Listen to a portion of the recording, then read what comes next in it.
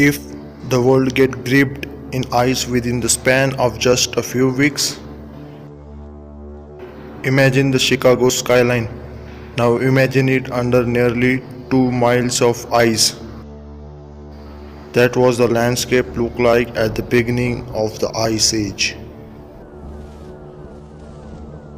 We may have not been ready for this, but if Ice Age come now, would have pretty big consequences for human civilization and also every living organisms on planet Earth. Besides the fact it would not only be too colder, huge regions where hundreds and millions of people live would become completely inhabitable. They would be covered in thick ice sheets and subject to inhospitable climate.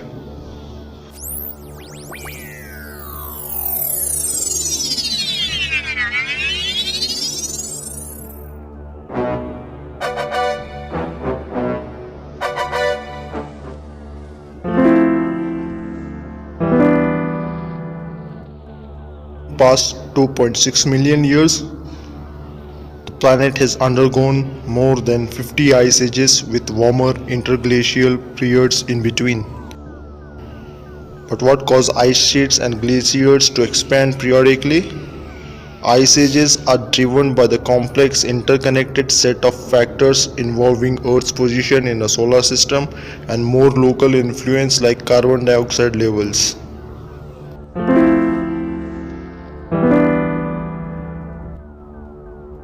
That the climate system can turn on and off that quickly is extremely dangerous. Once the sub-freezing point is reached, there would be essentially no opportunity for humans to react. Without warming influence, evidence shows that temperature across the northern hemisphere decreases rapidly. These abrupt influx caused when the glacial lakes in the northern hemisphere burst its bank, dilute the circulation of the warmer water in the oceans, bringing this water current cycle to the halt and decreases temperature of an ocean even further down below minus 10 degrees centigrade. Researchers say it surprisingly may take place over the course of few months or a year for the ice age to reach its peak.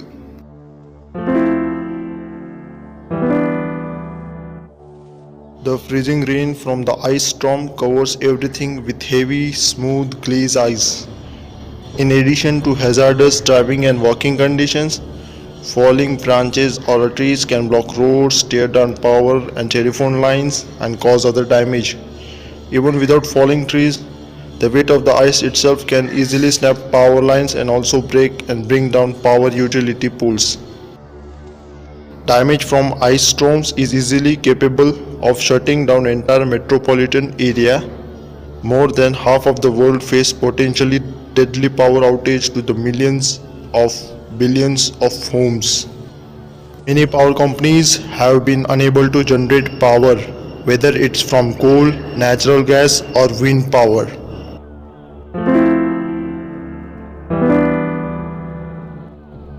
Numerous illness and deaths due to unintentional carbon monoxide poisoning occurs due to the use of alternative methods of heating and cooking during prolonged power outage. Common after severe ice storms, gas generators and heater contribute to CO poisoning when they operate in a confined zone. CO is produced when applications burn fuel without enough oxygen present, such as in basements and other indoor locations.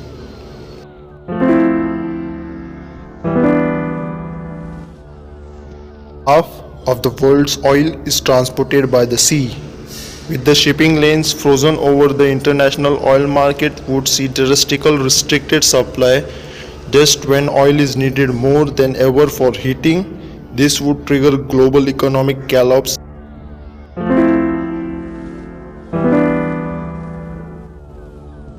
Humans are protected from frostbite. The next major hurdle is hyperthermia. Though there is some major overlap as we can get hyperthermia without a frostbite. Hypothermia happens when your body runs out of energy to shivering, which is the mechanism that warms the body in mammals. For this reason, being hungry or rather energy deficient puts you closer to developing hyperthermia. Hyperthermia is an odd thing, and people sometimes get after running marathons and long distance races. They have exhausted their energy reserves and all hot and sweaty. Then, when they stop running, their core temperature plummetes. For this reason, you will sometimes see people wrapped in thermal blankets after race and probably drinking hot chocolate.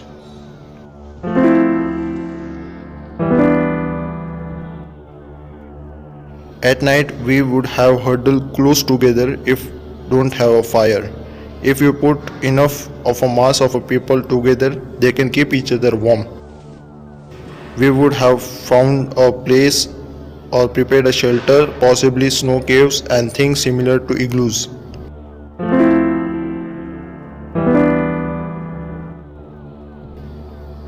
It can also lead to ruptured pipes due to water freezing inside the pipe.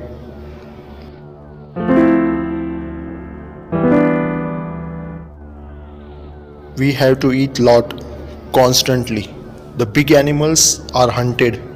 Helped with this, and we have to eat everything we can, especially the fat. I would not be surprised if we use remains of hunted animals for predators which were also then killed and eaten. We certainly would have attacked predators and stolen kills from them. Humans wore furs, use other materials like grass for extra installations, such as stuffing with simple shoes. Bone makes good sewing needles.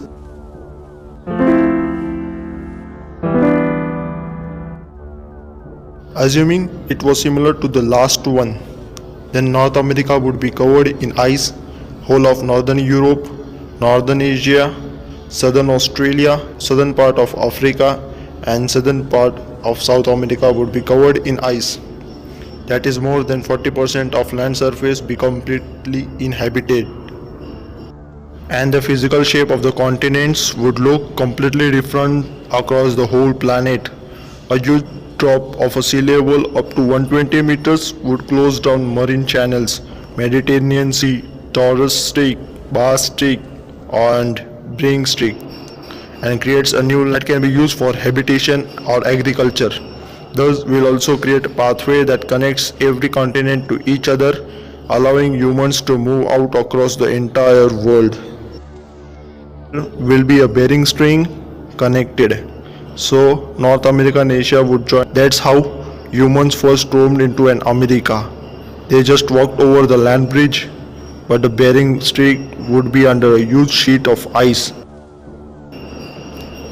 While there is still some water between Asia and Australia, it took just few short canyon trips to bring the first humans to Australia. They would have come over towards the New Guinea. There was no Torres Strait. Humans could have just walked from New Guinea to Australian mainland, and there was no Bass Strait, so humans could have walked from Australian mainland over the Tasmania.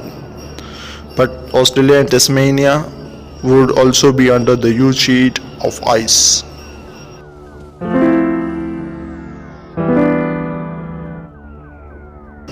As migrating herds of animals moved towards the warmer parts of the earth around the equators, humans followed soon. Over many generations, we would develop tools, complex clothing, and learning to survive wherever we go. We would be forced by the harsh environment to become smarter and more advanced.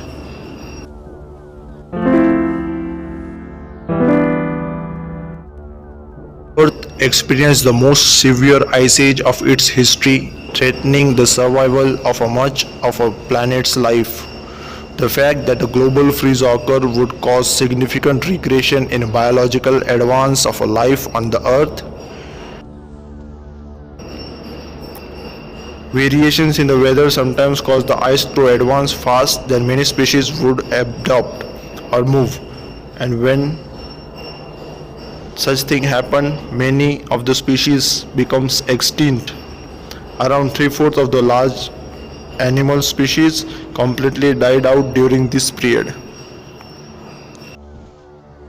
Saber-toothed tigers, mastodons, woolly mammoths are examples. Much plant life also perished, even in areas that weren't covered in ice.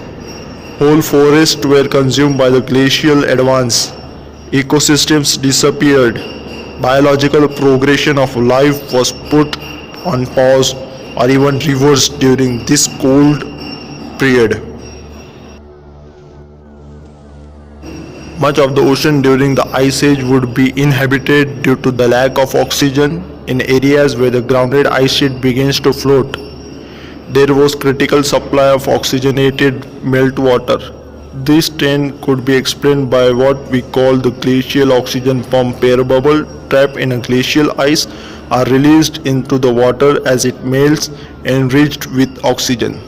Thus, oxygen-dependent life may be restricted to the meltwater puddles on the surface of the ice. The layer of ice over the ocean would block out most of the light in the surface water. This would kill off marine algae, and the effects would be ripping up the food chain until the oceans were almost sterilized. Only deep sea organisms living around the hydrothermal vents would survive.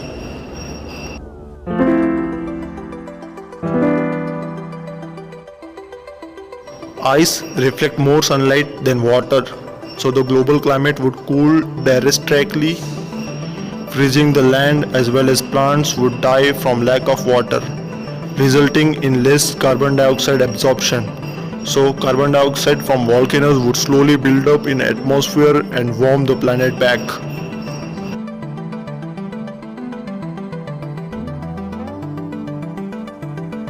Like no other force on the planet, Ice Age have shaped the global environment and thereby determined the development of human civilization. However, today it is humankind with its emissions from burning fossil fuels that determines the future development of the planet. Climate change can make it very unlikely event to happen. Subscribe now.